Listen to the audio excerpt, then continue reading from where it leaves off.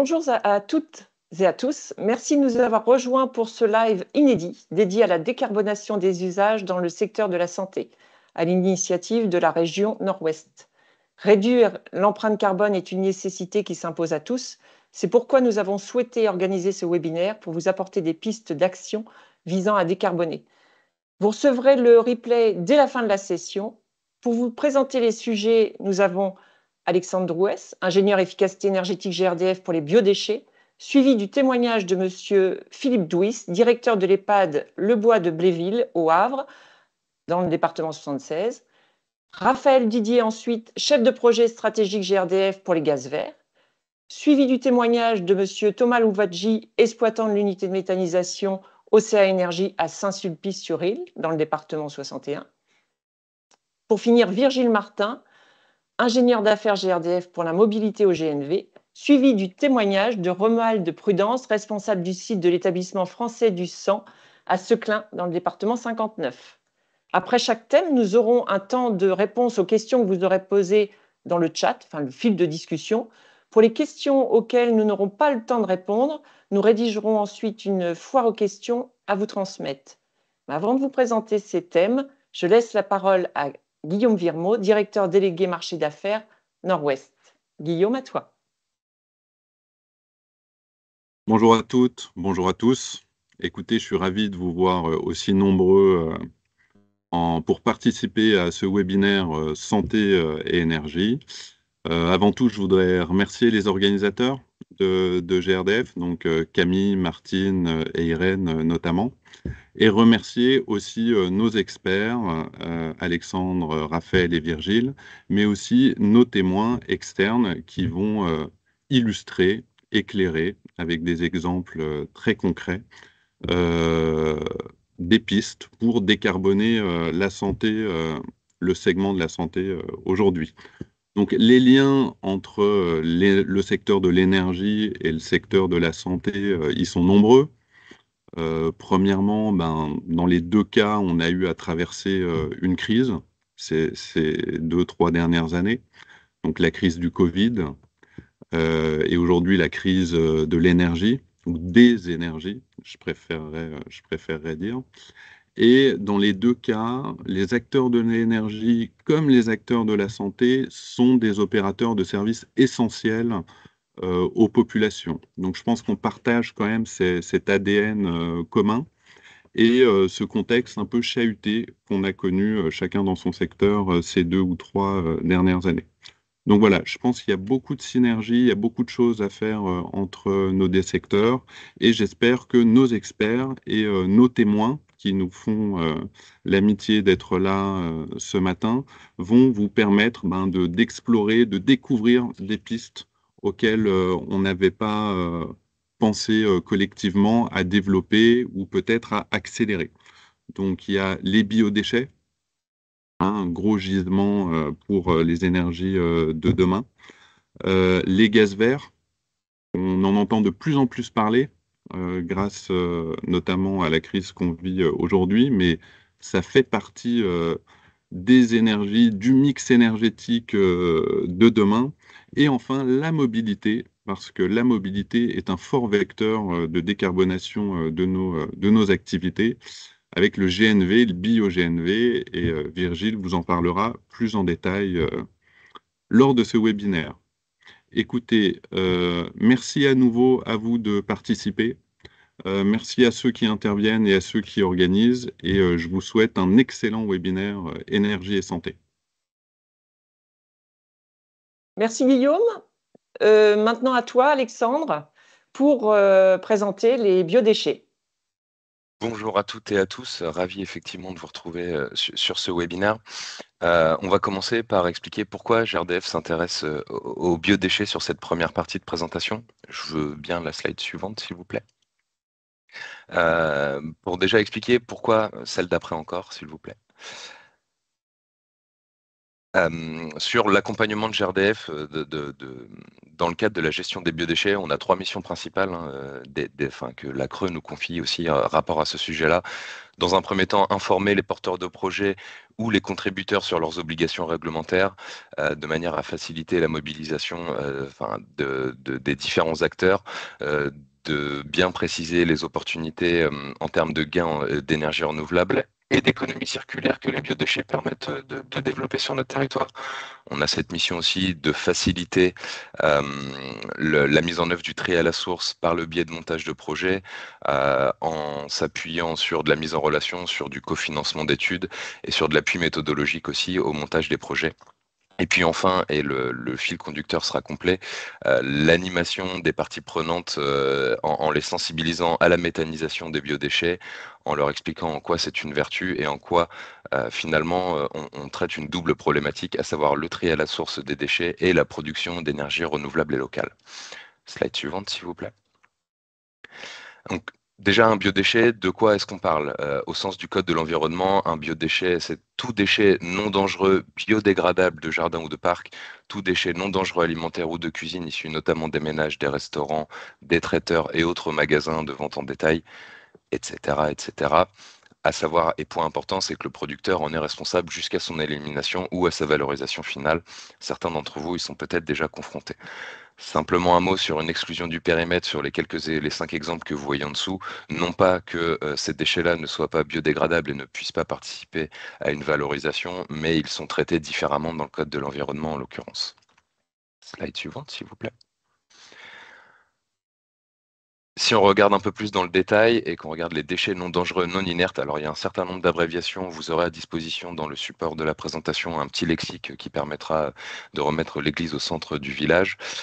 Sur ces DND-NI, on a les déchets d'activité économique qui sont issus des industries agroalimentaires, des grandes et moyennes surfaces et des gros producteurs privés. Des déchets de collectivité, typiquement les restaurations scolaires, hospitalières, jardins, parcs, etc. C'est plutôt dans cet item que viennent se ranger vos activités. Et pour le coup, les déchets ménagers assimilés qui regroupent les ordures ménagères résiduelles, les déchets d'activité économique assimilés à des DMA, donc qui concernent plutôt les petits producteurs, petits restaurateurs et commerçants, mais c'est le cas aussi des cuisines centrales, etc. Et puis les déchetteries qui regroupent les déchets verts.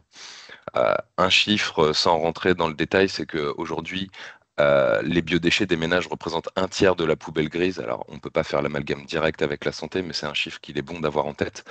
Euh, sur ce tiers, on s'aperçoit sur le petit camembert de gauche que ça représente à peu près 83 kilos par an et par foyer, sur un total d'à peu près 250 kilos d'ordures ménagères résiduelles. Si on s'attarde un peu sur le triangle inversé euh, des déchets, on s'aperçoit que c'est classé en 3 catégories. D'une part, les déchets évités, c'est ce sur quoi il va falloir beaucoup travailler pour réduire nos déchets mis en décharge à l'horizon de 2025. C'est finalement éviter tous ces produits qui vont directement terminer à la poubelle. Un exemple cuisant va être le suremballage. Je ne vais pas aller plus loin, là-dedans. Le non-déchet dans le cadre du réemploi, si je prends un exemple, c'est une fenêtre qui ne serait plus aux normes d'isolation thermique, mais qu'on pourrait réutiliser en tant que telle ou avec des modifications très très légères, sans coût énergétique notamment, permet ce réemploi et permet d'éviter d'avoir à gérer ce matériel-là en tant que déchet. Et puis la troisième catégorie que sont les déchets, qu'on va distinguer en 3 sous-catégories, ceux qui vont pouvoir être recyclés, ceux qui vont pouvoir être valorisés et ceux qu'on va devoir éliminer. Ce que vous voyez sur la partie droite, c'est que la méthanisation dont Raphaël va parler plus amplement dans quelques minutes est à mi-chemin entre le recyclage et la valorisation, à savoir qu'on a aussi des coproduits qui permettent de maximiser au mieux et de réduire la quantité de déchets finaux. La quantité finale, pardon, excusez-moi. Slide suivante, s'il vous plaît. Si on prend un peu de hauteur, quel est le contexte législatif? Alors la France se calque un peu sur l'Europe, mais si on regarde un peu plus dans le détail sur la loi française, on a l'objectif d'augmenter la quantité faisant l'objet d'une valorisation sous forme de matière, en orientant dans un premier temps à 55% les déchets non dangereux en 2020 pour les sortir finalement de ce retraitement final et avec un objectif à 65% en 2025. Si on regarde notre grande sœur européenne, elle dit à peu près les mêmes choses avec quelques précisions que je ne vais pas plagier puisque c'est assez explicite sur le slide. À noter, et on va en parler juste après, que d'ici le 1er janvier 2024, il y aura une obligation de tri à la source des biodéchets en France pour tous les producteurs, y compris les ménages. Et ça, c'est issu de la loi AGEC, donc la loi anti-gaspillage et économie circulaire. Slide suivante, s'il vous plaît. Si on détaille en frise chronologique, l'obligation de tri à la source des biodéchets, elle concerne les producteurs qui produisent plus de 10 tonnes par an de biodéchets. Dès le 1er janvier 2023, ce seuil sera abaissé à 5 tonnes par an. Et d'ici à 2024, comme on l'évoquait juste avant, tous les ménages devront gérer leur tri à la source. Donc la deadline s'approche cruellement. Sans redétailler la frise chronologique, on voit que tout ça prend source dès 2008 avec une directive européenne qui a été d'ailleurs revue en 2018, que ça a été repris dans le Grenelle 2 en 2010, puis par la loi de transition énergétique pour la croissance verte dès 2015 avec un premier objectif à 2025 pour le tri à la source élargie à tous, revu en 2020 pour l'urgence est bien présente. Slide suivante, s'il vous plaît. Simplement pour recibler vos activités dans l'écosystème des producteurs de biodéchets, vous avez cette matrice entre petits et gros producteurs et gestion publique et privée. Sans trop se tromper, je pense qu'on peut dire que vous êtes considérables comme des petits producteurs, alors en ordonnée à moduler suivant la taille de vos structures. Pas forcément d'autres valeurs ajoutées que vous puissiez, sur ce slide, que vous puissiez simplement vous situer par rapport à de plus gros producteurs et avec des modes de gestion privés, publics ou hybrides, le cas échéant. Slide suivante. Si on regarde un peu la réglementation, qu'est-ce que nous dit la loi dans les grandes lignes? Le tri obligatoire, c'est quelque chose qui est existant dans l'écosystème des déchets, à savoir que les DASRI, donc déchets d'activité de soins à risque infectieux, ça, c'est obligatoire pour les professionnels depuis 99 et quelque chose qui est plutôt bien entériné, on le verra après sur un retour d'études. Les déchets dangereux, eux, sont à gérer depuis 2010. Les biodéchets, on a commencé à en parler, on va continuer juste après. Les cartons et emballages, c'est un peu plus récent, et les papiers, encore plus récents pour le coup. Au niveau des interdictions, vous avez tous vu disparaître les plastiques à usage unique courant 2020, sinon 2021. Notamment dans les grandes surfaces, hein, si on prend un exemple où on ne distribue plus de sacs gratuits et qui n'a pas vocation à être réutilisé derrière. Sur le suivi obligatoire, et ça c'est un point important, il faut que tous les déchets pour les professionnels soient suivis depuis 2012. Si un suivi n'est pas en place, il est pour le coup urgent de le faire compte tenu des échéances qu'on vient d'évoquer ensemble. En ce qui concerne la hausse des coûts sur la taxe globale des activités polluantes, donc la TGAP, un point d'alerte aussi sur le fait que les montants de taxes vont sensiblement augmenter. Alors, on va faire globalement un x2 sur les déchets qui sont incinérés, avec des valeurs inférieures au coût de l'enfouissement, puisqu'on comprend que quand on incinère, on fait une valorisation énergétique de ces déchets et que c'est un moindre mal. On comprend donc pourquoi c'est moins cher que la taxe liée à l'enfouissement. Et cette taxe à l'enfouissement, elle, va faire plus de fois 2,5 entre 2020 et 2025 pour atteindre un montant à 65 € de la tonne en complément du coût de retraitement qui va se situer aux alentours de 80 € de la tonne d'après ce qu'on a comme retour d'expérience aujourd'hui. Si on parle de sanctions, il va falloir, ça risque d'être un peu dissuasif de passer à côté de cette obligation de tri puisqu'on s'expose jusqu'à 2 ans d'emprisonnement et potentiellement 75 000 € d'amende. Donc c'est quelque chose qui, je pense, ferait mieux d'être investi dans ce tri à la source plutôt que de devoir le payer sous forme de pénalité. Slide suivante, s'il vous plaît. Pour recentrer les choses sur le potentiel biométhane des biodéchets et bien ce qui fait l'intérêt majeur, au-delà d'accompagner toutes les parties prenantes dans une gestion et une économie circulaire vertueuse et pérenne, finalement, les biodéchets, qu'est-ce qu'ils représentent en termes de gisement de production d'énergie renouvelable? On a un potentiel brut à 22 TWh, identifié par le biais notamment de l'analyse des ordures ménagères et des déchets des entreprises qui sont assimilables à du biodéchet. Ce potentiel brut à 22 TWh, il est réduit à 3 TWh du fait qu'on a un gros boulot à faire sur la réduction à la source de ces déchets, y compris les bio, et que le gisement brut disponible va aussi dans le cadre de la faisabilité technique de la collecte selon les territoires, du taux de participation et de l'implication citoyenne, évidemment, et des salariés dans le cadre d'une structure d'entreprise, et puis du taux de tri effectif et du bon suivi des consignes. On arrive donc à un gisement net de 3 TWh, et on voit qu'on n'est pas trop ambitieux par rapport au gisement brut. Donc le 3 TWh, à mon sens, est plutôt un seuil bas, mais qu'il faudra plutôt se rapprocher des 9 TWh que des 3. On prend un scénario entre guillemets dégradé. Ce scénario à 3 TWh, il correspond à peu près à 46 kg de biodéchets sur les 80, sur un peu plus de 80, ce qu'on voyait dans le camembert il y a quelques slides. Pour vous donner quelques éléments de comparaison, pour que vous puissiez vous représenter ce que ces 3 TWh représentent, c'est potentiellement 1,1 gigawattheure d'énergie thermique, soit l'équivalent de 4 bus roulants au GNV, sachant qu'on prend une moyenne à 250 MWh par an, ou l'équivalent de 275 foyers alimentés au gaz vert.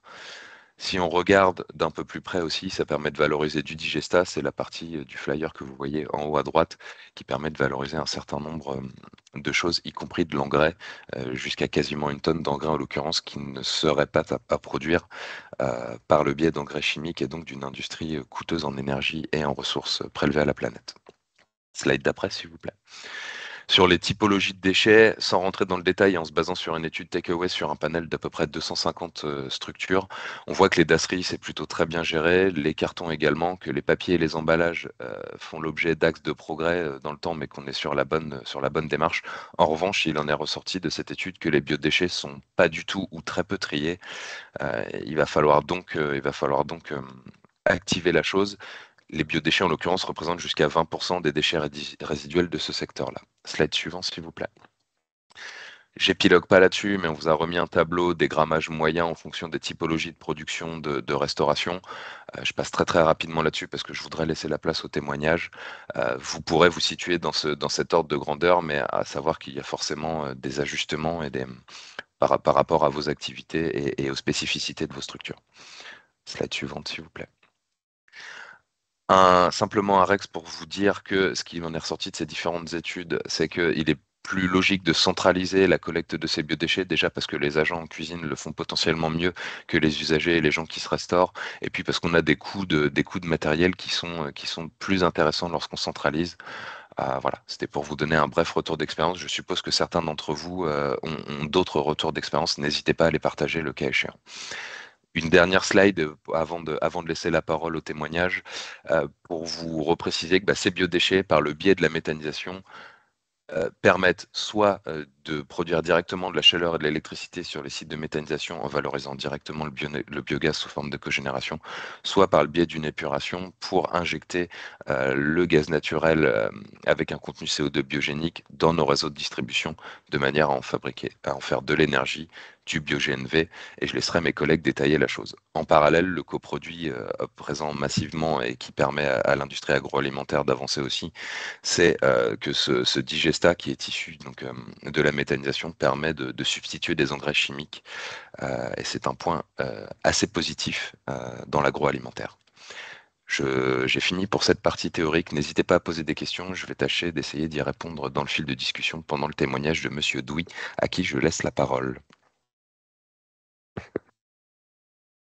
Merci Alexandre. Bien, alors, Monsieur Douy, donc directeur de l'EHPAD Le Bois de Bléville au Havre, vous êtes ici aujourd'hui pour témoigner. Comment vous est venue l'idée de la collecte des déchets alimentaires de votre établissement? Pourrez-vous nous parler aussi des étapes avant la mise en place de la collecte et finalement votre retour d'expérience de manière globale? Je vous laisse la parole, Monsieur Douy. Merci beaucoup. Bien, merci. Bonjour à toutes et à tous. Merci à GRDF surtout de cette initiative tout à fait pertinente, d'autant plus que c'est un sujet d'actualité très fort aujourd'hui. Rapidement, l'EHPAD du Bois de Bléville, c'est 90 lits, EHPAD associatif et solidaire qui appartient au groupe SOS. Pourquoi on en est arrivé à cette démarche? Un EHPAD comme le mien produit en tout cas à peu près entre 5 500 et 6 000 repas par mois. 5 000 à 6 000 repas par mois, au début de mon arrivée, ça a généré à peu près 30 kilos de déchets alimentaires toutes les semaines. Ramené à l'année, ça faisait quasiment 2 tonnes.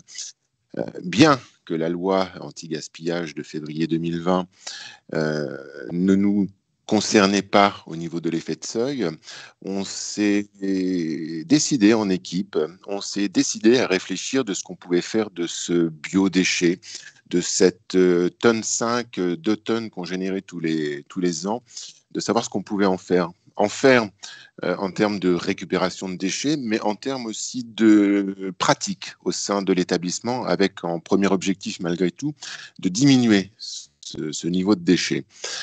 Pour diminuer ce niveau de déchets, il a fallu acculturer l'équipe à c'était quoi un déchet, comment on générait ce déchet et comment le valoriser.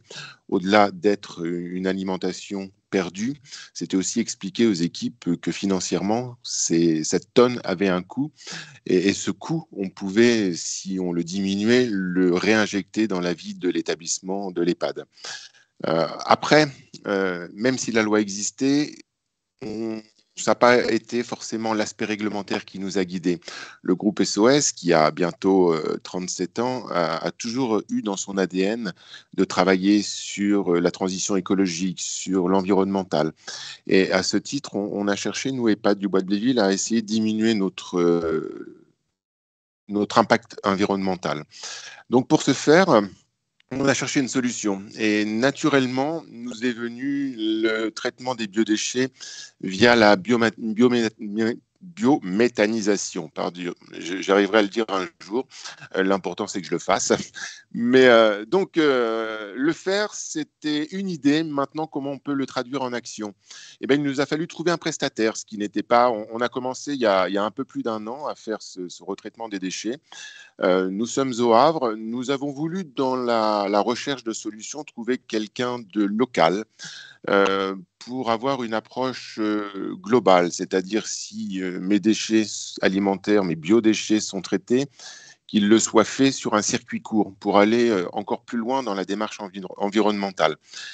Naturellement est venue à nous la société Binapi, qui nous a aidés dans cette gestion des biodéchets, qui nous a aidés d'une façon technique, déjà par la collecte des biodéchets, mais qui nous a aidés aussi sur la formation, l'information et la sensibilisation. Traiter du biodéchet, initialement, c'est je mets tout à la poubelle sans distinction de matière et ça part dans les poubelles, dans les déchets classiques.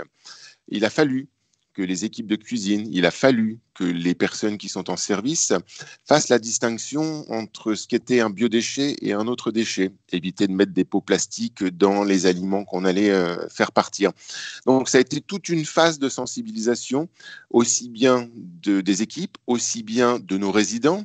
J'appelle les résidents les personnes âgées dépendantes qui habitent chez eux, chez nous, et aussi bien les familles. Donc, une démarche très systémique auprès de l'ensemble des personnes qui pouvaient avoir accès à l'EHPAD, d'expliquer c'est quoi ce traitement de biodéchets et qu'est-ce qu'on allait en faire.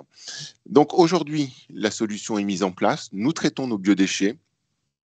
Ces biodéchets sont envoyés chez un agriculteur du coin. Quand je dis du coin, c'est 10-15 km de chez nous, parce que nous ne voulions pas que le transport de ces déchets coûte en carburant et en transport.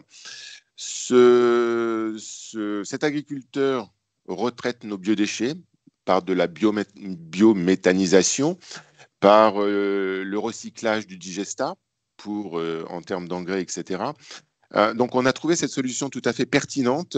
Après un an de mise en place, quel est le constat ? On est passé de 30 kilos de déchets, mon objectif n'étant pas de produire le maximum de biogaz possible. Au contraire, mon objectif, c'est d'en produire le moins possible. Mais aujourd'hui, les résultats sont là. De 30 kilos de déchets par semaine, on est passé à 10-12 kilos de déchets par semaine. Donc, on est très loin encore de l'effet de seuil de la loi de février 2020, la loi AGEC. Mais quoi qu'il en soit, on a acquis cette démarche, on a acquis cette philosophie, on a acquis cette philosophie de développement durable. Et puis, si on devait donner un résultat qui était intéressant en termes de production de gaz, nous sommes à ce jour, depuis le lancement de la collaboration que nous avons eue avec la société Binapi du Havre, nous avons, alors les experts apprécieront, nous avons généré 450 mètres cubes de biogaz qui correspond à 800 kWh d'équivalent électrique. Je parle pas de Terra, comme en a parlé M. Drouès, mais les petits fleuves font les grandes rivières, et si chaque établissement social, médico-social ou sanitaire engage cette démarche, il faut savoir qu'on est le premier EHPAD du Havre à s'être engagé dans cette démarche de recyclage des biodéchets. Et ben, si chacun pèse ses 800 kilowattheures d'énergie de biogaz, je pense qu'on aura fait quelque chose d'intéressant. Donc aujourd'hui, on retraite nos déchets, nos équipes sont dans une démarche de développement durable, et concrètement, on fait la chasse au gaspillage d'une façon assez générale, parce qu'on a inscrit cette démarche dans notre projet d'établissement. Donc voilà les quelques éléments que je voulais vous apporter d'un témoignage, d'une action qui est effectivement en cours et qui aujourd'hui donne des résultats positifs, aussi bien pour l'établissement, aussi bien pour les résidents, et peut-être surtout pour la nature et la planète. Je vous remercie. Merci, Monsieur Douis. Bravo, en tout cas, pour la mise en place de cette collecte. Et de mémoire, dites-moi si je me trompe, mais je crois savoir aussi que, en faisant ça, ça vous a évité d'augmenter le coût de chaque repas des résidents. Voilà, c'est l'effet induit. C'était pas forcément l'aspect financier qui nous intéressait, mais l'effet induit fait que le coût de repas diminue, puisque ce que je ne jette pas, je le remets dans les assiettes d'une façon un peu plus qualitative. Et c'est vrai que cette démarche a généré un aspect financier assez intéressant pour nos repas. Parfait, c'est gagnant-gagnant. Alors, merci beaucoup. C'est gagnant-gagnant pour tout le monde. C'est ça. Alexandre, du coup, on a encore quelques minutes pour les questions. Donc, Alexandre, nous avons une question de Christophe D qui souhaiterait qu'on lui communique la réglementation applicable au tri obligatoire des papiers depuis 2018. Ok, alors j'ai pas ça sous la main, mais c'est évidemment des choses qu'on peut vous communiquer. Dans l'immédiat, c'est évidemment pas possible dans le cadre du live, mais oui, il n'y a pas de souci. Il n'y a pas de souci pour assurer cette veille réglementaire et pour la communiquer. Aucun problème avec ça. D'accord, on le fera. Aucun problème avec ça. Une autre question de Pablo. A-t-on des ordres de grandeur, de coût des déchets et des économies que l'on peut réaliser?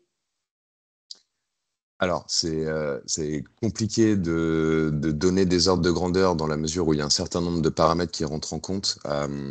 Pour le coup, j'insiste sur le fait qu'on peut vous accompagner dans cette démarche-là pour déterminer en fonction de votre site, de vos déchets, finalement, quelle peut être la nature du projet que vous pouvez envisager par rapport à ça. Juste pour donner quand même quelques chiffres. Aujourd'hui, une tonne de déchets va coûter entre 50 et 85 euros la tonne, plus la taxe TGAP qu'on a évoquée tout à l'heure. On va avoir un coût à aujourd'hui, s'il n'y a pas de traitement, entre 88 et 130 euros suivant qu'on soit en incinération ou en enfouissement.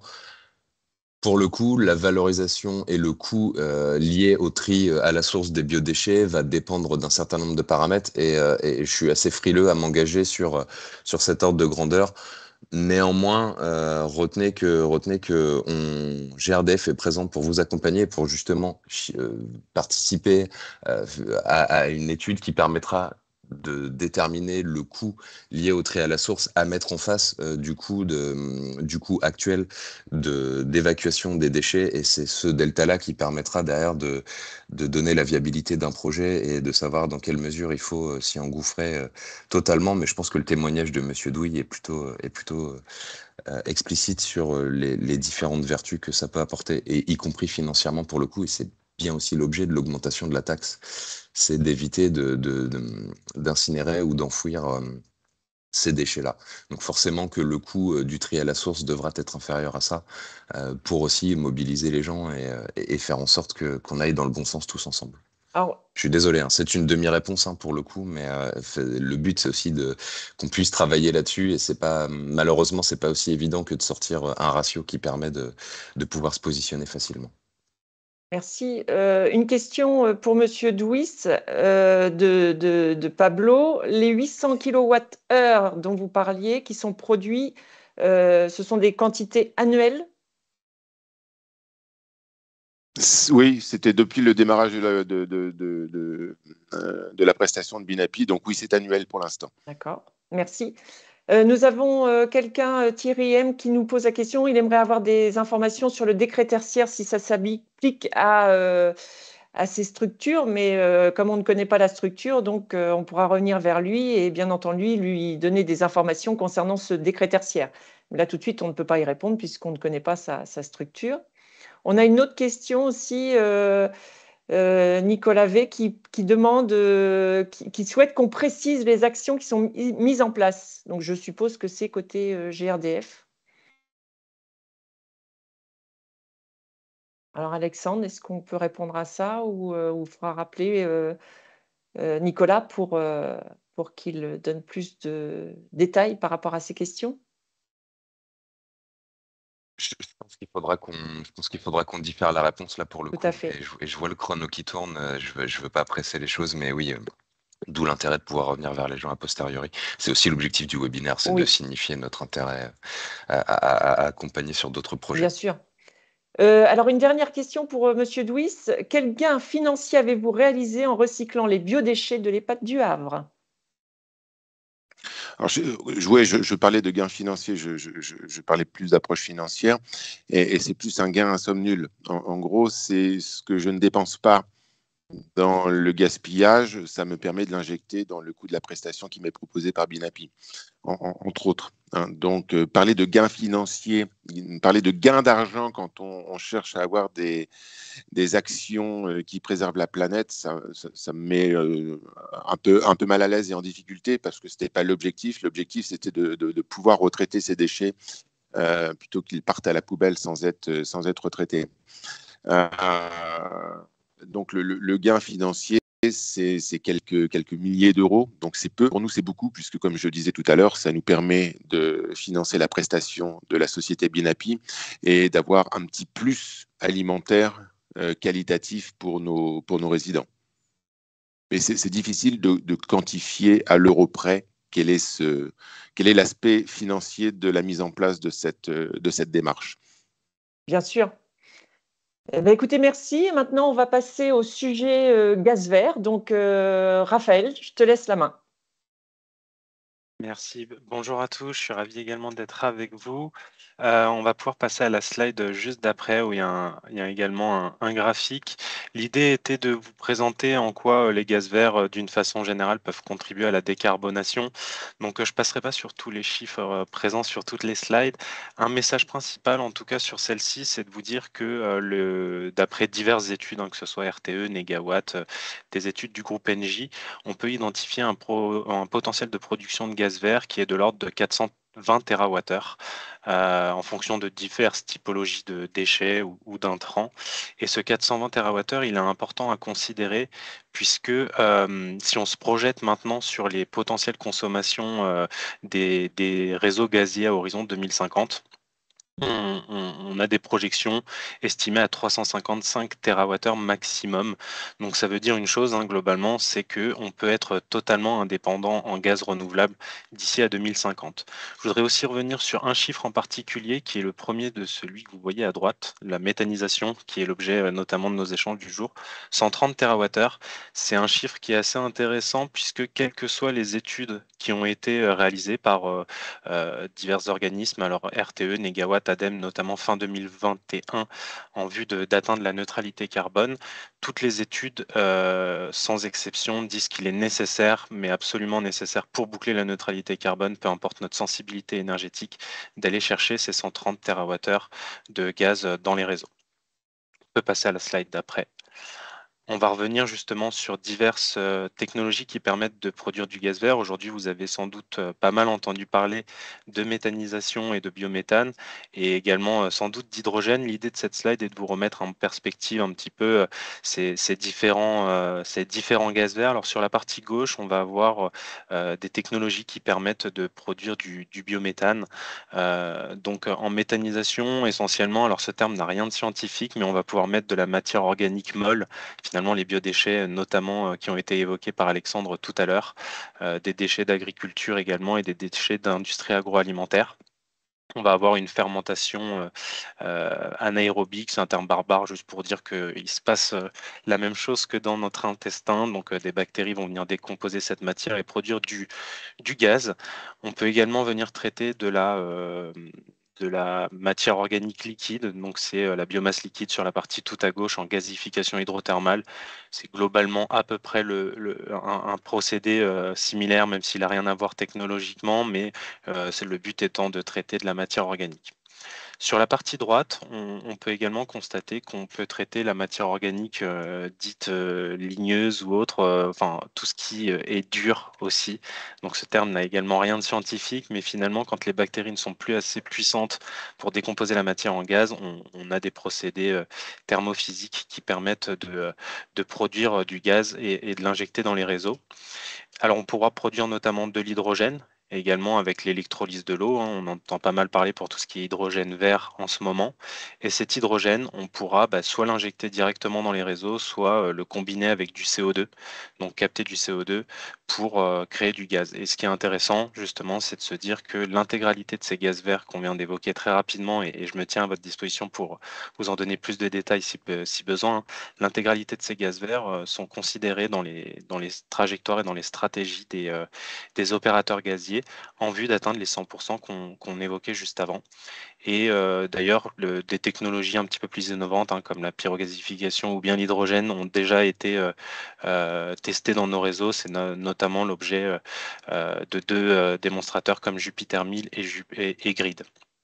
Vous avez également sur la partie en bas à droite une petite roadmap qui permet de se mettre en perspective sur les développements de ces technologies.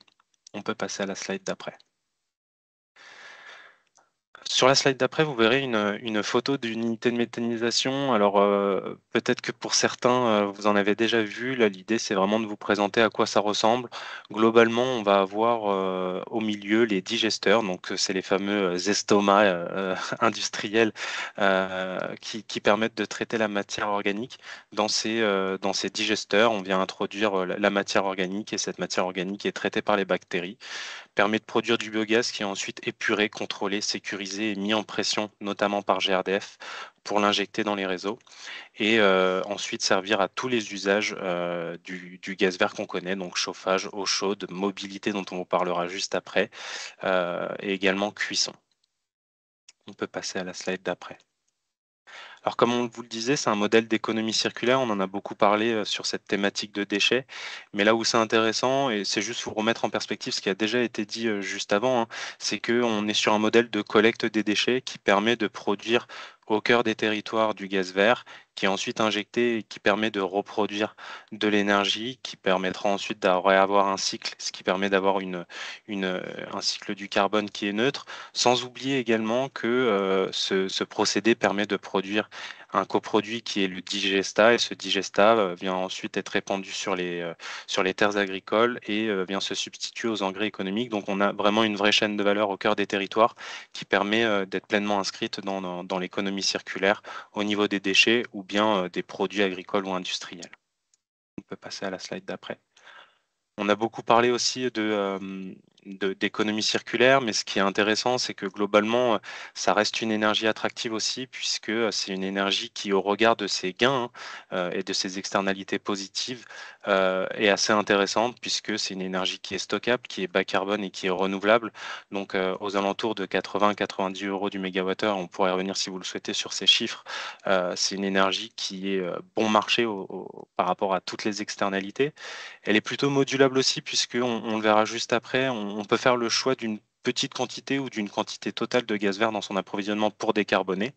Elle est compatible également avec l'intégralité des systèmes gaz puisque on injecte le même gaz que le gaz naturel qui circule jusqu'ici dans les réseaux, donc compatible avec des équipements simples et robustes comme la chaudière. C'est une énergie renouvelable, on vient d'en parler, ça participe également à l'équilibre du réseau et à l'équilibre du mix énergétique, notamment en période d'hiver où on a des forts besoins d'énergie. C'est une énergie bas carbone et ensuite c'est aussi une énergie qui est humaine, donc assez proche des consommateurs et des territoires, qui crée des liens entre la ville et la campagne, en soutien aussi aux agriculteurs notamment qui portent à 90, environ 80-90% la filière et qui permet également de générer des emplois puisqu'on estime que sur toute la chaîne de valeur, une unité de méthanisation crée entre 3 et 5 emplois. Donc voilà, c'est une énergie qui est vraiment inscrite sur le territoire et qui a de nombreuses externalités, y compris en matière de responsabilité sociétale et économique, écologique, etc. On peut passer à la slide d'après.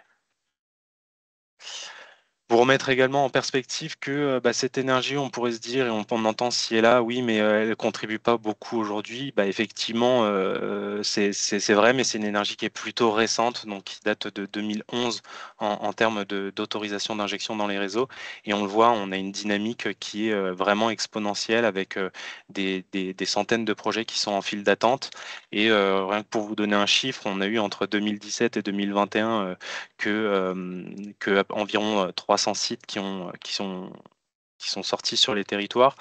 Sur l'année 2022, on en met à peu près 1 à 2 en service dans toutes les infrastructures. Donc on est vraiment sur une dynamique exponentielle et il n'est pas rare, je pense, que vous voyez proche de chez vous des unités de méthanisation sortir, puisqu'elles contribuent justement à cette dynamique des projets qui sortent. On peut passer à la slide d'après aussi. Je vous parlais de son caractère bas carbone. Alors l'idée n'est pas vraiment de reprendre tous les chiffres, c'était juste de vous montrer que dans la partie haute, on a dit les énergies dites bas carbone ou décarbonées, donc les réseaux de chaleur, le bois, l'électricité. Le biométhane en fait partie. L'idée n'est pas de se dire, ah, vous voyez, c'est 44 par rapport à 79 ou autre, on n'est pas là pour comparer.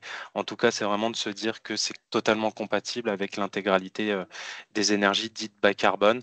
Et cette valeur de 44 grammes figure aujourd'hui dans la base carbone de l'ADEME. Donc c'est une valeur qui est certifiée. Et voilà, c'est une énergie qui est comparable aux autres énergies dites décarbonées. On peut passer à la slide d'après. Alors, maintenant, la question qu'on peut se poser, c'est comment on peut justement accéder à cette énergie. Ça ne vous aura pas échappé. Je parlais tout à l'heure de lien entre ville et campagne. Donc, on consomme l'énergie plutôt en milieu urbain et on la produit plutôt en milieu rural. Donc, l'idée est de trouver des schémas, des principes qui permettent, sur une énergie qui est produite de façon décentralisée par rapport à mon lieu de consommation, d'avoir un lien financier, d'achat, d'investissement, de financement d'une unité que je ne vois pas, qui n'est pas à côté de à proximité immédiate, en tout cas de mon lieu de consommation, et qui derrière me permettent d'avoir une certaine traçabilité sur ce lien financier. Alors ça, c'est l'équation à résoudre concernant les gaz verts d'une façon générale et en particulier du biométhane. La bonne nouvelle, c'est qu'on a des choses qui sont en place et d'autres qui sans doute arriveront encore dans les années à venir. Je vais notamment vous parler des garanties d'origine là tout de suite et peut-être vous faire un petit focus sur ce qui est à l'étude pour la suite. Aujourd'hui, on a des possibilités d'accéder aux garanties d'origine. Donc avant de parler de cette slide en particulier, juste vous dire que la quasi-totalité des fournisseurs d'énergie proposent aujourd'hui des offres de gaz vert. Donc, vous avez la possibilité de prendre pour tout ou partie de votre consommation des garanties d'origine qui viendront certifier que le pourcentage que vous souscrivez auprès de votre fournisseur est bien tracé depuis une unité de production. Et on a également, et là on peut passer à la slide suivante, quelque chose qui est plutôt récent, qui date de 2021 et avec une évolution réglementaire de début 2022, qui est le compte acheteur non fournisseur. Donc c'est la même chose que l'achat de garantie d'origine, si ce n'est que les offres de garantie d'origine se retrouvent dans un package complet de molécules plus garantie d'origine auprès de votre fournisseur. Ce nouveau dispositif qui est le compte acheteur non fournisseur, si on reprend son nom, c'est un compte où on peut acheter des garanties d'origine sans être fournisseur d'énergie. C'est-à-dire que vous pouvez, de façon décorrélée de votre approvisionnement énergétique, et ça peut être intéressant justement en ce moment, si on a un bon contrat de gaz, de ne pas y toucher en termes de prix de la molécule, de venir juste acheter de façon complètement décorrélée cette garantie d'origine. Donc ça, c'est le système global. Mais là où c'est intéressant également, c'est qu'il y a des jeux d'acteurs assez intéressants qui peuvent être mis en place, puisqu'on peut être mandaté ou acheter ces garanties d'origine pour le compte de certains consommateurs finaux. Donc on pourrait imaginer des regroupements d'établissements en santé qui regroupés sous une entité morale qui viendrait acheter pour le compte des divers consommateurs en termes de centrale d'achat d'une certaine façon des garanties d'origine pour décarboner l'activité. Voilà, donc ça reste un mécanisme de garantie d'origine, de la même façon qu'on peut le faire directement auprès de fournisseurs, mais de façon corrélée, et on se tient également à votre disposition si besoin d'infos plus de détails sur ce mécanisme-là, d'autant que ça risque, entre guillemets, de vous concerner prochainement, notamment dans le cadre du label Energy Sprong, qui est un label de rénovation par l'État. C'est un mécanisme qui est complètement reconnu pour atteindre la performance E égale 0, donc c'est-à-dire une compensation de l'énergie qu'on consomme. Il faut qu'on soit capable de montrer qu'on la produit localement pour avoir un bilan neutre énergétique. Voilà. J'en ai fini pour cette présentation. Je répondrai sans doute à quelques-unes de vos questions et je me tiens à votre disposition si besoin de plus de compléments également. Oui, merci Raphaël. Effectivement, nous avons des questions. On va d'abord passer l'interview de M. Louvadji qui malheureusement n'a pas pu se joindre à nous aujourd'hui. Donc voilà, témoignage de M. Louvadji que j'ai interviewé la semaine dernière sur son site à Saint-Sulpice. Il est donc exploitant de l'unité de méthanisation OCA Énergie. Tout d'abord, merci à Raphaël pour la présentation sur les gaz verts. Nous sommes ici sur l'exploitation OCA Énergie à Saint-Sulpice sur Île dans l'Orne. Bonjour Monsieur Louvadji et merci de nous recevoir pour témoigner sur votre expérience d'exploitant d'unité de méthanisation. Vous êtes agriculteur? Oui. Comment vous est venue l'idée de construire et d'exploiter une unité de méthanisation telle que celle-ci? Alors l'idée a toujours été un peu de diversifier l'activité agricole, à savoir faire une activité annexe pour diversifier aussi bien les revenus que le temps de travail. J'ai eu la chance d'avoir une unité de méthanisation qui s'est construite en 2012 à une quinzaine de kilomètres à côté de chez mes beaux-parents. Donc de ce fait-là, j'ai été la visiter, l'idée m'a paru bonne. J'ai eu le temps de la réflexion quand même, étant jeune et pas encore installé. Et de fait, on a eu, avec papa, le temps de la réflexion, le temps d'aller voir différentes installations un peu partout en France pour se faire une idée, pour avoir un peu de meilleure connaissance, un meilleur approfondissement de ce qu'était la méthanisation. Et en 2019, j'ai pris contact avec GRDF pour avoir une étude détaillée, pour savoir si on avait la capacité, le réseau avait la capacité en injection de recevoir une unité et sur quel volume. Et donc une fois le retour de l'étude, on avait la capacité d'injecter 110 nm3 à l'heure.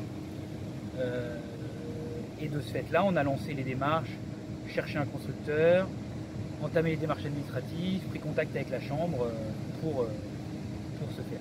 Vous étiez seul pour le faire ou vous avez des associés? Non, je suis seul, j'ai repris l'entreprise familiale en 2018. D'accord. Et donc ça a été concomitant puisque juste après, j'ai entamé les démarches et puis voilà, le projet a abouti. Alors les déchets vous servent d'intrants, viennent d'où? Alors les déchets, ils viennent de plusieurs endroits. Je travaille avec deux élevages. Un élevage de volailles qui fait aussi des dindes, qui nous apporte ses fumiers. Un éleveur laitier chez qui on va collecter le lisier, enfin une partie du lisier, pas tout, que l'on injecte dans le méthaniseur. Et le reste, c'est des déchets de culture, l'âme du paille que nous on collecte chez nous et chez nos clients, des intercultures des cives, une partie de maïs, de tournesol, et ensuite on reçoit d'autres déchets issus de céréales, de différents collecteurs négoces. D'accord. Donc nous avons eu auparavant le témoignage de Monsieur Douis, directeur d'EHPAD, qui lui a mis en place la collecte de déchets alimentaires qui servent d'intrant pour une unité de méthanisation qui se trouve près de son EHPAD. Est-ce que vous également vous récupérez des déchets alimentaires? Oui, alors on a mis en place, alors on a commencé par le centre Leclerc de l'Aigle, qui se trouve à peine 1 kilomètre, dans lequel on a mis en place un système de collecte pour les fruits et légumes et le pain. Alors pour l'instant, on a mis en place avec un système de poubelle, chez lequel on va chercher. C'est encore balbutiant, mais ça y est, ça fonctionne, ça fait 6 mois qu'on est en route, on a trouvé nos repères et donc l'idée c'est de continuer avec Intermarché, Lidl et toutes les autres centres commerciaux. D'accord. Que devient ensuite le Digesta? Vous en faites quoi? Alors le Digesta, il remplace pour partie les engrais chimiques qu'on épandait dans les champs, à hauteur de 40%, donc on est autonome sur 40% de la surface avec un engrais qui est naturel, qui est le Digesta, qui se trouve dans la cuve en champ derrière, dans lequel on collecte et qu'on épand dans les champs. Avez-vous eu des remarques de vos voisins? Parce qu'on parle toujours d'odeur, mais pour le coup, est-ce que vous avez eu des remarques?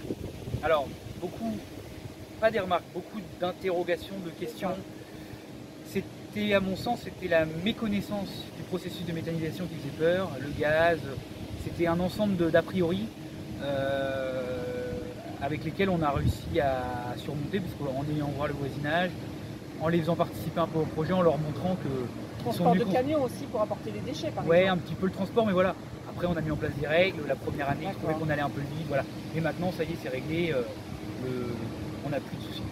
Un mot pour résumer votre expérience, Monsieur Louvagie? Oui, bah alors on peut dire que c'est quand même... Je ne sais pas si on peut parler d'aventure, mais c'est quand même un gros projet. Ça a été long à mettre en place, beaucoup d'administratifs, de démarches administratives. Jamais insurmontable, mais très chronophage. Par contre, bon, bah, le résultat est là, ça y est, on est en route, on fonctionne, on injecte. On a plutôt Pour l'instant, tout se passe bien, on a quelques soucis, mais ce qui est normal, mais rien de compliqué. Pour l'instant, ça va plutôt bien. Eh bien, écoutez, merci beaucoup, Monsieur Louvagie. Merci, plaisir de merci vous revoir. d'être venu. Au revoir. J'ai remercié sur place Monsieur Louvagie. Alors, Raphaël, une première question de Pascal B. Existe-t-il une carte positionnant les unités de méthanisation sur le territoire et plus précisément les installations capables d'hygiéniser les biodéchets?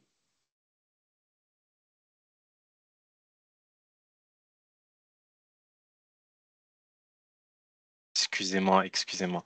Alors, première question, oui, il existe une carte qui permette de situer les unités de méthanisation. Donc, c'est de l'open data. On vous la transmettra. Voilà, je ne sais pas comment c'est prévu, mais le lien vous sera transmis.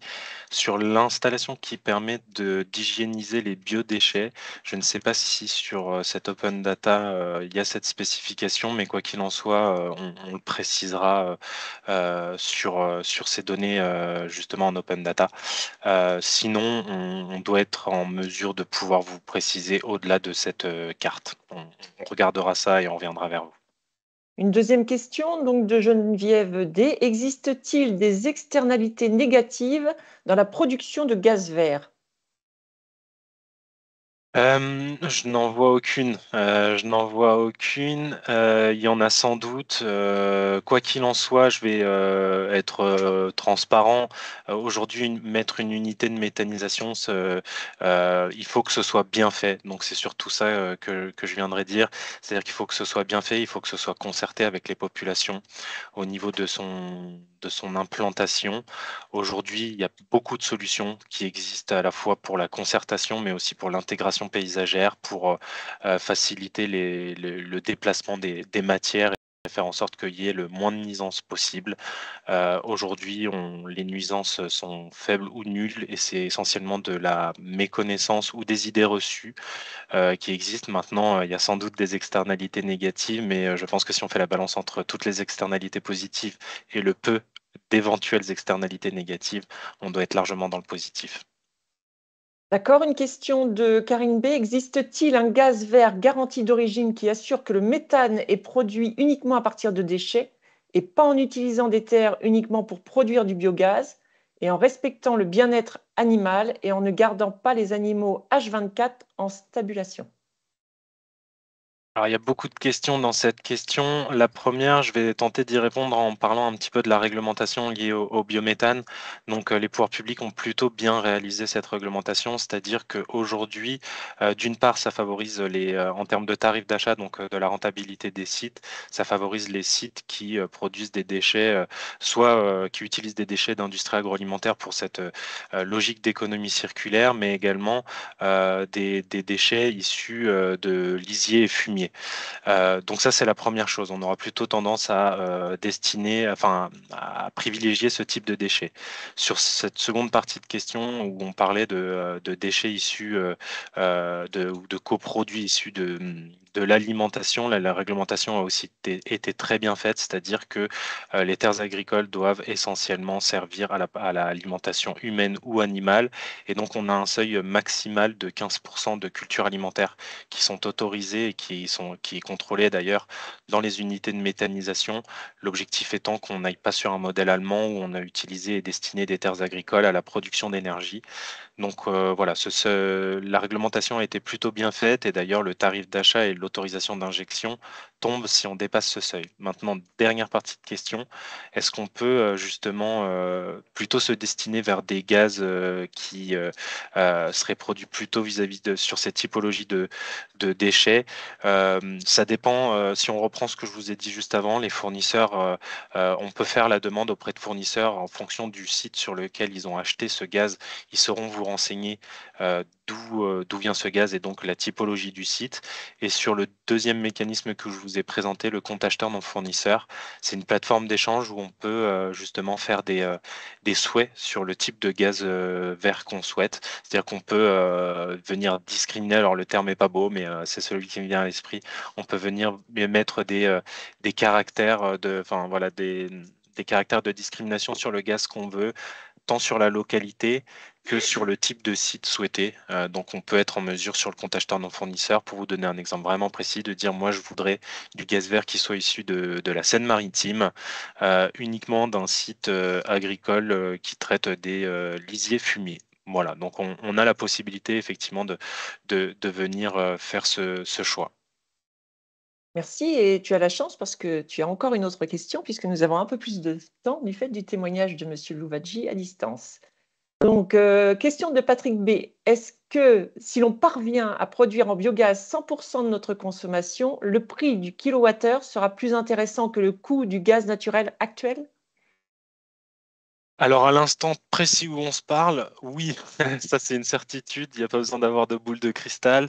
Maintenant, si on reparle d'un équilibre énergétique retrouvé tant sur les approvisionnements que toute énergie confondue que sur les prix, forcément cette dynamique exponentielle dont je vous parlais va permettre d'avoir une structuration des coûts et des effets d'échelle qui vont faire baisser le prix du biométhane. Donc aujourd'hui, ce coût a déjà baissé, on était plutôt aux alentours de 100-110 euros au début des années 2010. Maintenant, on est déjà plus sur du 80-90 euros et on vise à terme du 60 euros en coût de production.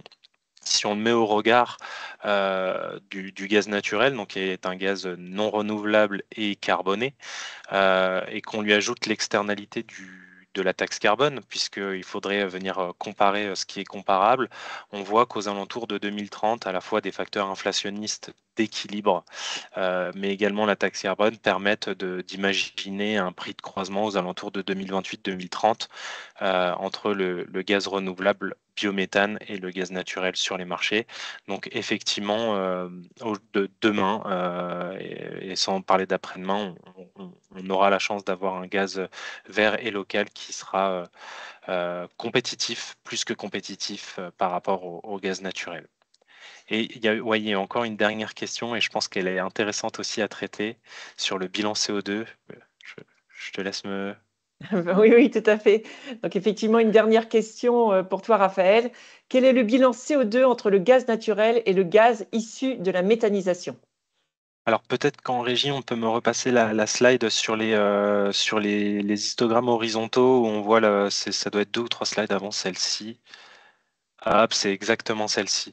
Alors le bilan CO2, finalement, entre le gaz naturel et le biométhane, on voit qu'il est de moins 80%, sachant que le 44, vous voyez, biométhane sans impact évité, donc c'est-à-dire que c'est vraiment au périmètre d'une consommation d'énergie, c'est-à-dire que voilà, le bilan du CO2, qu'on vous a expliqué juste avant, hein, le CO2 il est émis à la combustion au moment de l'usage du gaz naturel, ça émet du CO2, mais ce CO2 est ensuite réutilisé pour faire pousser par photosynthèse l'intégralité des matières végétales qui serviront soit de l'alimentation animale et qu'on retrouvera dans les fumiers, soit de la production végétale qui sera directement introduite dans les méthaniseurs. Et on a un cycle du CO2 qui, avec les petites consommations d'énergie qu'on peut avoir dans le transport des matières, dans le procédé industriel de méthanisation, permettent un gain de 80% par rapport au biométhane. Maintenant, je voudrais juste revenir sur cette notion d'impact évité. Si on ajoute à ça également le fait que le biométhane permette de produire du digestat et donc qu'on fasse le bilan également CO2 sur cette substitution d'engrais produits via ce procédé par rapport à, comme le disait Alexandre tout à l'heure, des engrais qui sont chimiques et donc fortement consommateurs d'énergie carbonée aujourd'hui et de ressources, on peut venir faire encore baisser cette valeur-là, et également vis-à-vis d'une comparaison par rapport à d'autres traitements des déchets, que ce soit l'incinération ou l'enfouissement. Si on considère vraiment tout ça sur peut-être la valorisation CO2 de toutes ces externalités positives du biométhane, on peut même descendre jusqu'à une vingtaine de grammes de CO2, donc précisément 23,4 grammes. Donc on est plus de l'ordre de moins 90% cette fois-ci si on considère l'intégralité des externalités positives liées au biométhane. Merci Raphaël. Alors bien entendu, il y a encore d'autres questions, mais là on a plus le temps. N'hésitez pas, continuez à poser vos questions. On y répondra de toute façon via une foire aux questions. Et là, je passe la main à Virgile pour nous parler mobilité au BioGNV. À toi, Virgile.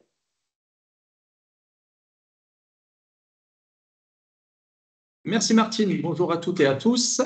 Donc, on a parlé depuis le début de ce webinaire de collecte des déchets, de valorisation des déchets, de méthanisation et de fabrication de gaz vert. Je vais vous parler, moi, d'une possible utilisation de ce gaz produit qui est sous forme de mobilité. C'est vrai qu'on a l'habitude de parler de gaz naturel pour les usages de chauffage, d'eau chaude sanitaire, de cuisson, mais il en existe un quatrième qui est la mobilité. Et dans ce cadre-là, on parle de GNV, gaz naturel véhicule.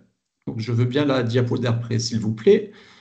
Donc, quand on parle de gaz naturel véhicule, l'acronyme GNV, tout est dit dans le titre, hein, c'est bien du gaz naturel qu'on utilise pour les véhicules, et ce n'est pas du GPL.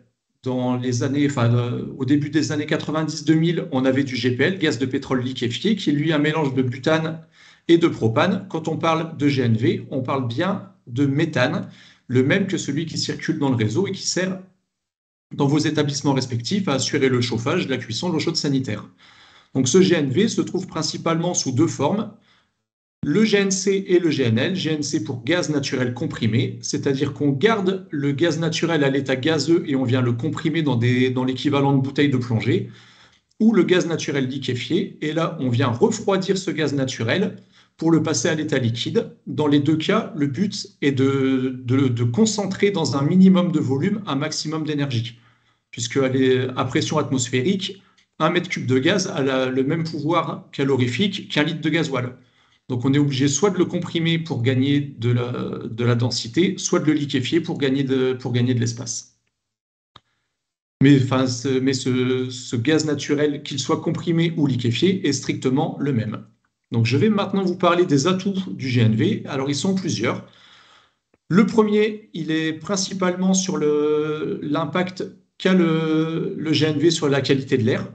Donc tous les véhicules GNV, sans exception, qu'on aille du véhicule léger au poids lourd 44 tonnes, bénéficient d'une vignette critère 1, puisqu'ils améliorent notablement la qualité de l'air par rapport au diesel Euro 6. Donc on a une réduction très forte des particules fines.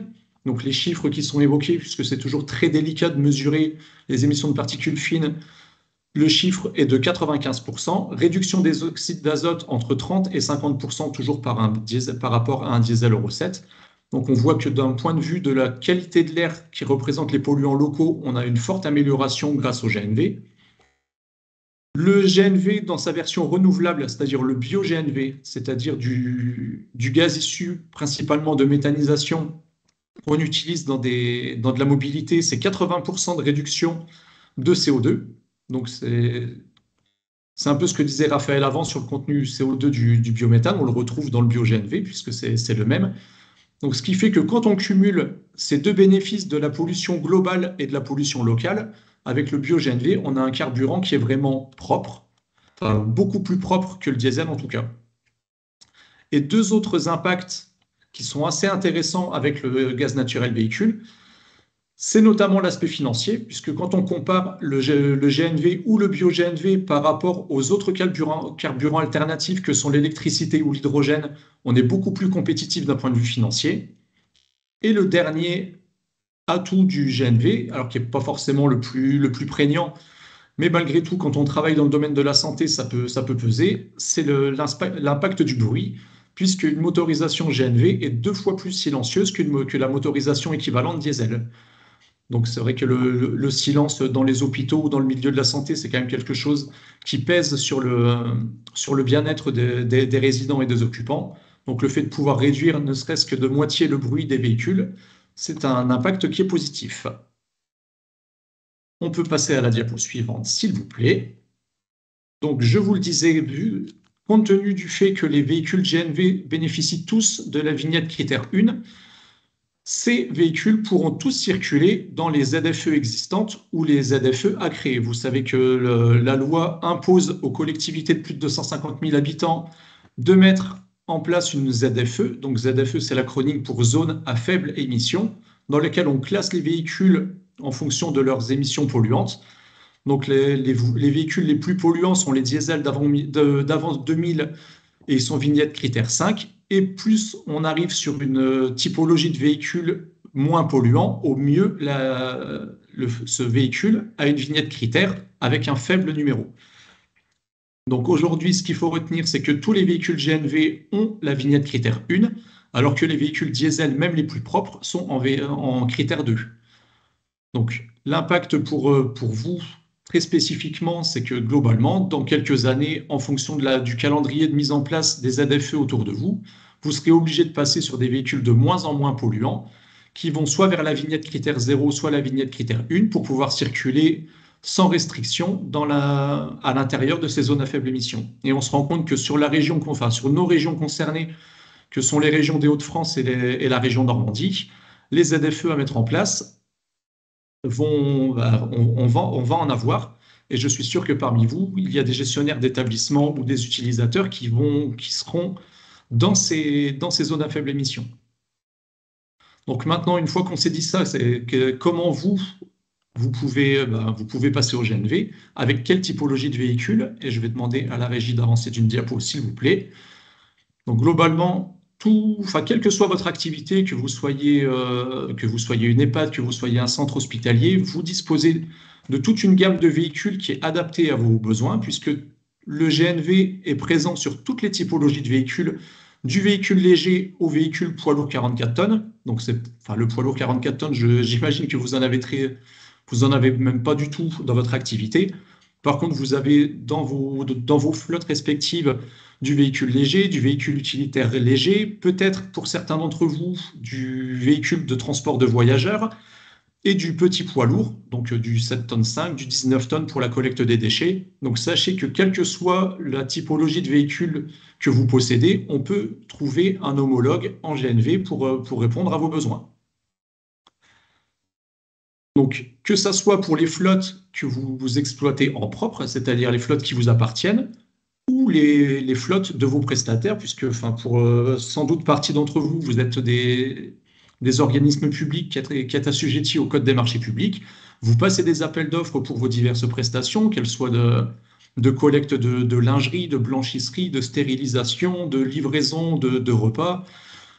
Donc, pour toutes ces activités, vous rédigez des cahiers des charges dans lesquels vous pouvez obliger vos prestataires à rouler au GNV. Donc, si ce n'est pas directement vos flottes propres, ça peut être la flotte de vos prestataires.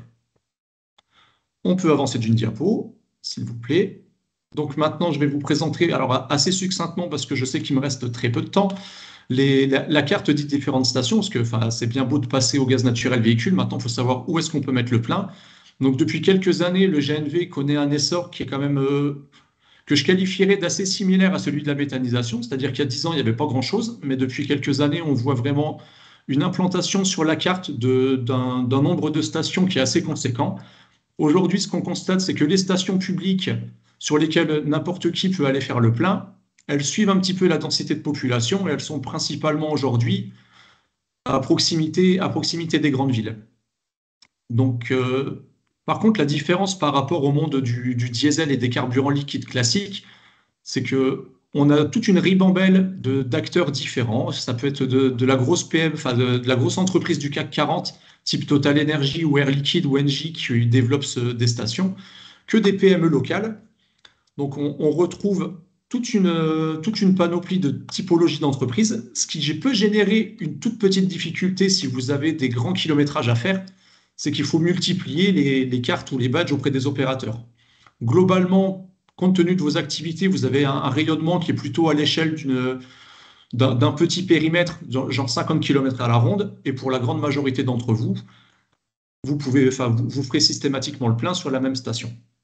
Donc vous avez sur cette diapo-là la carte des stations dans la région des Hauts-de-France. Vous avez sur la diapo d'après la carte pour les stations en Normandie. Ce que je vous invite à faire, si vous avez des questions vraiment spécifiques sur le GNV, c'est vous rapprocher de vos interlocuteurs GRDF habituels.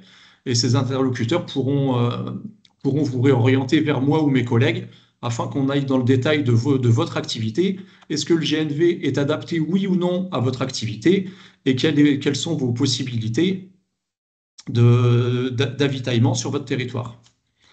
Donc, j'ai terminé pour ma présentation. Peut-être on a le temps de prendre quelques questions.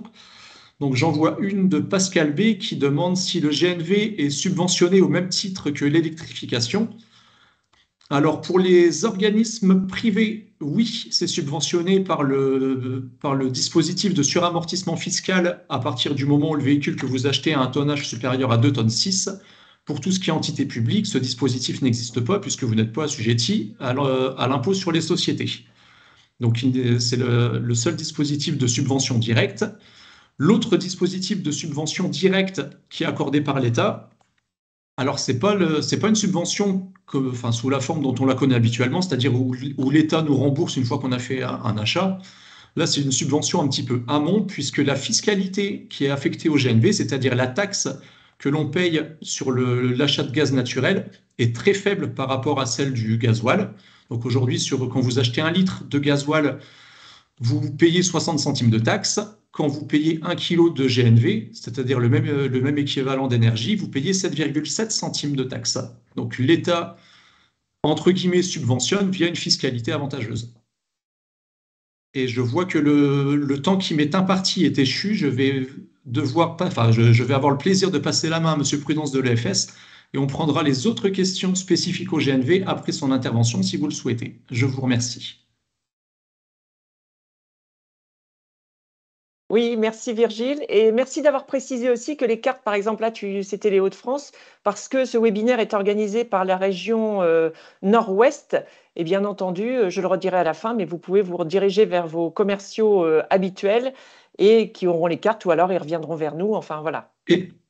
Oui, et juste avant, je tiens à préciser également que de la même façon qu'on a pour les méthanisations des cartes en open data pour savoir où sont situées les stations de méthanisation, la même carte existe pour le GNV sur le site Gaz Mobilité. Donc c'est accessible, vous tapez Gaz Mobilité dans Google, ça vous envoie vers le site et vous trouvez la cartographie de toutes les stations dans nos régions et plus largement sur tout le territoire français en open data. Très bien, merci pour cette précision, Virgile. Alors, Monsieur Prudence, merci de nous avoir rejoints. Pourquoi avoir choisi le gaz comme carburant pour votre flotte de véhicules? Quelles sont les démarches que vous avez entreprises? Votre retour d'expérience global? Peut-être aussi votre retour d'expérience avec GRDF, avec Virgile en l'occurrence. Je vous laisse la parole. Oui, bonjour tout le monde. Donc oui, Juste un petit rappel, donc je travaille à l'établissement français du sang, la partie Hauts-de-France-Normandie, qui est un établissement public qui a pour mission de prélever les produits sanguins.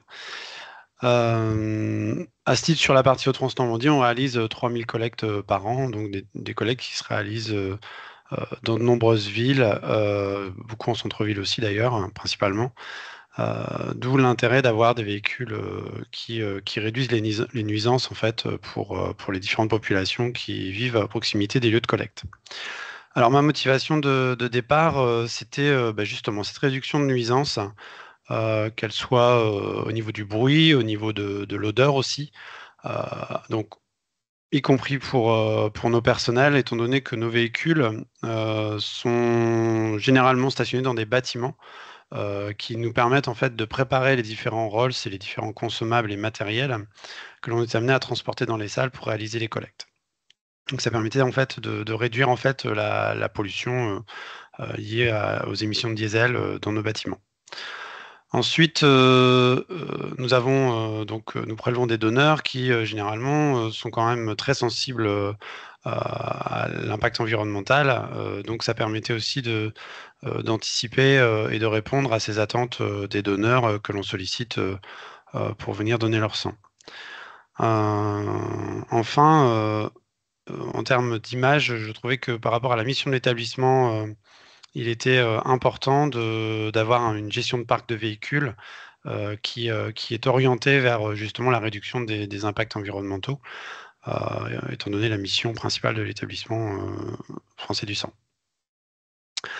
Autre objectif, en effet, moi j'ai commencé à m'intéresser en fait au sujet en 2016 par une table ronde et un salon qui était sur la plateforme de multimodal de Dourges, où globalement on a eu l'occasion de voir des véhicules, de discuter avec des professionnels qui à la fois vendaient ces véhicules, avec GRDF, avec des sociétés qui exploitaient aussi ces véhicules.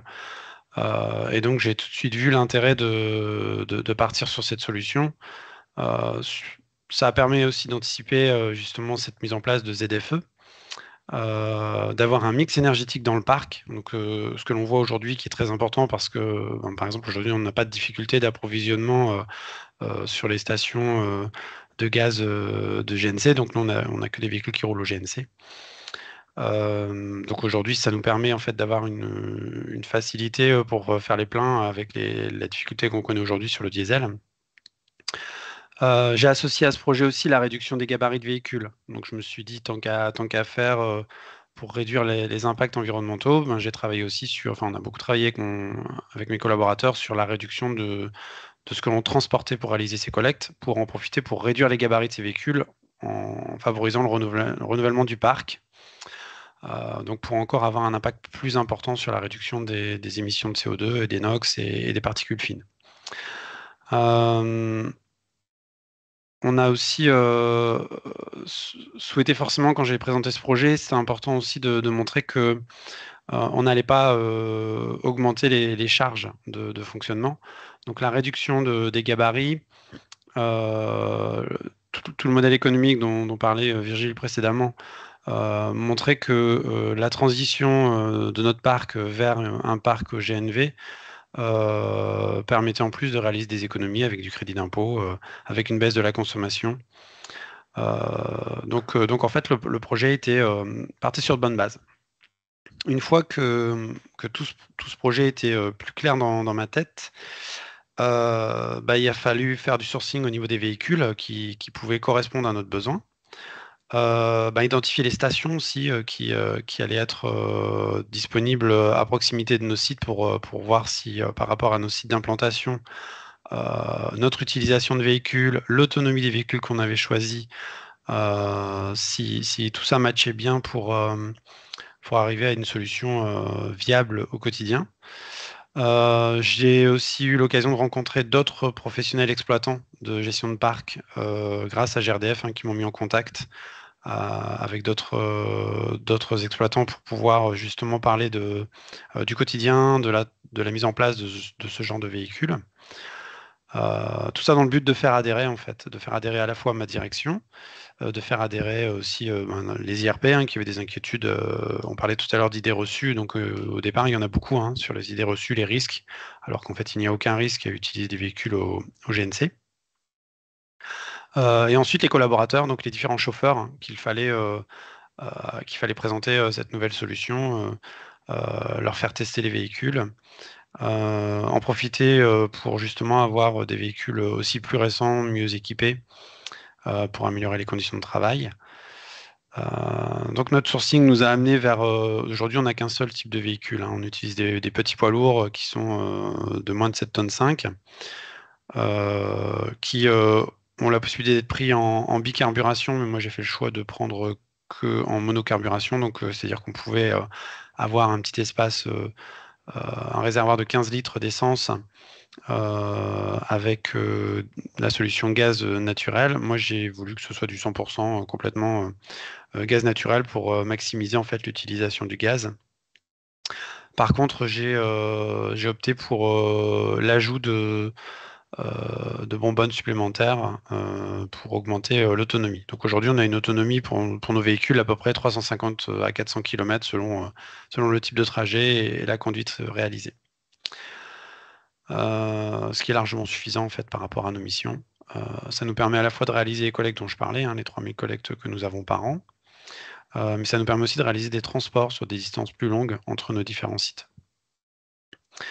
Ensuite, on a mis en place un plan de communication interne pour communiquer sur l'acquisition de ces véhicules, pour montrer à l'ensemble des collaborateurs de l'EFS qu'il y avait un engagement fort envers des véhicules plus propres au sein de notre gestion de parc. On a adapté la charte graphique aussi sur nos véhicules, donc on a ajouté un message comme quoi nous roulons au gaz naturel.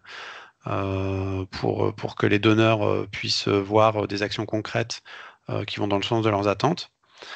Et on a fait un accompagnement assez fort auprès des chauffeurs pour les rassurer sur l'avitaillement, l'accompagnement sur les premiers avitaillements à réaliser, les premiers tests de conduite. Voilà, donc on a tout ça s'est passé de façon positive et c'est vrai que l'expérience était concluante parce qu'aujourd'hui on a 8 véhicules. On a commencé par 2 véhicules en 2017, qu'on a reçus fin 2017. On a ensuite fait l'acquisition par 2 vagues de 3 véhicules supplémentaires. Et aujourd'hui, sachant qu'on n'est pas transporteur, mais on réalise quand même, on va réaliser en 2022 presque 200 000 km avec ces qui est une moyenne assez haute en fait pour nous en termes d'utilisation. Donc ils sont priorisés en termes d'utilisation. Donc ce sont des véhicules qui correspondent bien à notre besoin quotidien et qui sont adaptés et qui nous permettent de s'inscrire dans ma stratégie de réduire les émissions de CO2 et les nuisances sonores et olfactives.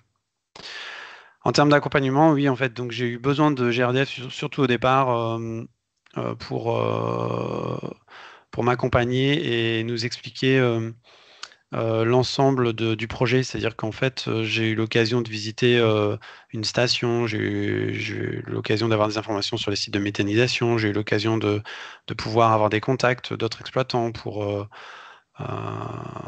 pouvoir justement échanger avec eux, avoir des réponses à des questions qui m'étaient posées par les IRP ou la direction ou d'autres collaborateurs.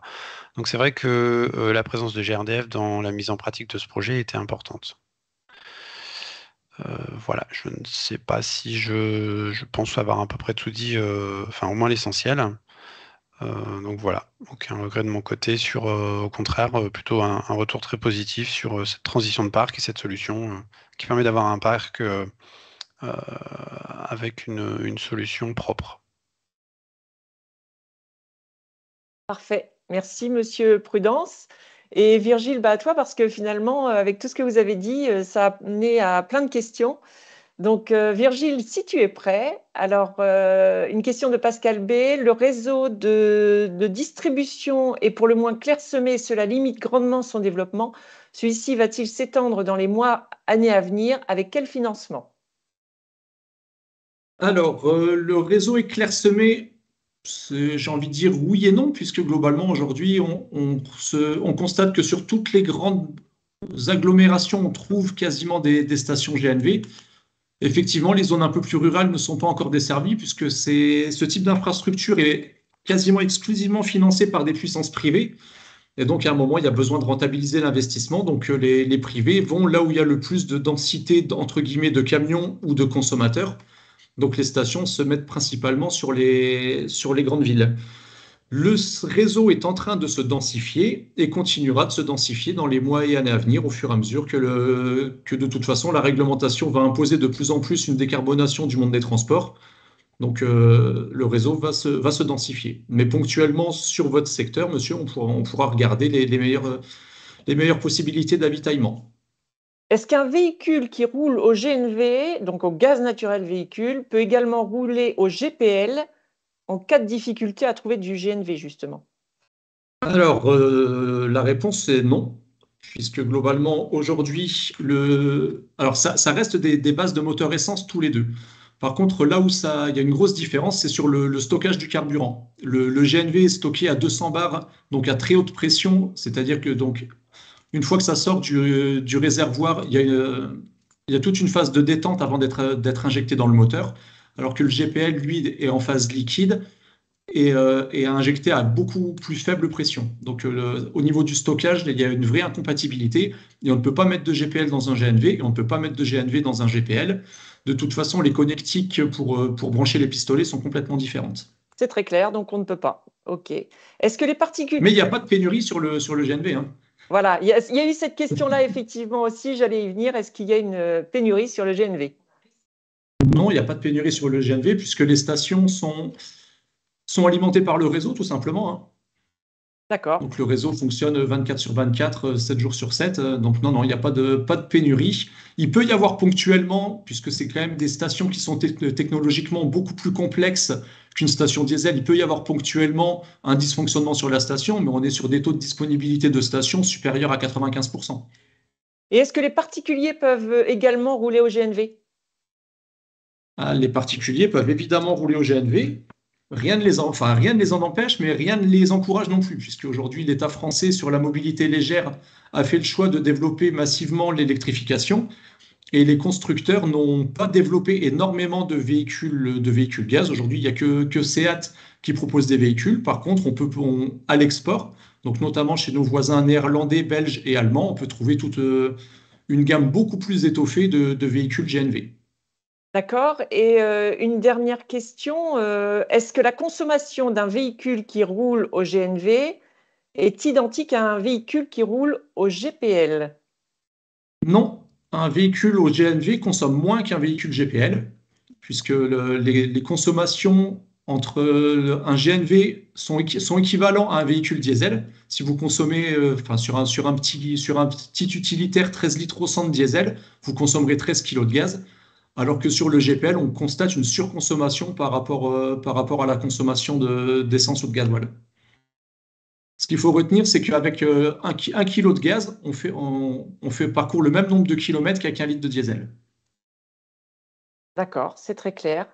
Et pour finir de répondre à la question, au niveau des autonomies, on a des autonomies de véhicules qui vont, comme disait Romuald, entre 300 et 350 km pour un utilitaire type Iveco Daily, jusque 700-800 pour un petit poids lourd 19 tonnes. Parfait. Donc, il y a encore d'autres questions, mais là, nous n'avons plus le temps. Je voulais sincèrement remercier tout le monde pour votre participation. Comme je l'ai dit au début du webinaire, le replay vous sera envoyé juste après, là, peut-être dans l'heure qui suit. Pour aller plus loin sur ces sujets, je vous invite à vous rapprocher de votre interlocuteur commercial GRDF qui se situe sur votre territoire. Je vous souhaite une très bonne journée et surtout au plaisir de vous retrouver sur un prochain webinaire. Et si vous avez d'autres questions, d'autres sujets que vous souhaiteriez que l'on aborde, n'hésitez pas, vous nous le dites. Et encore une fois, merci à tous et une très bonne journée. Au revoir.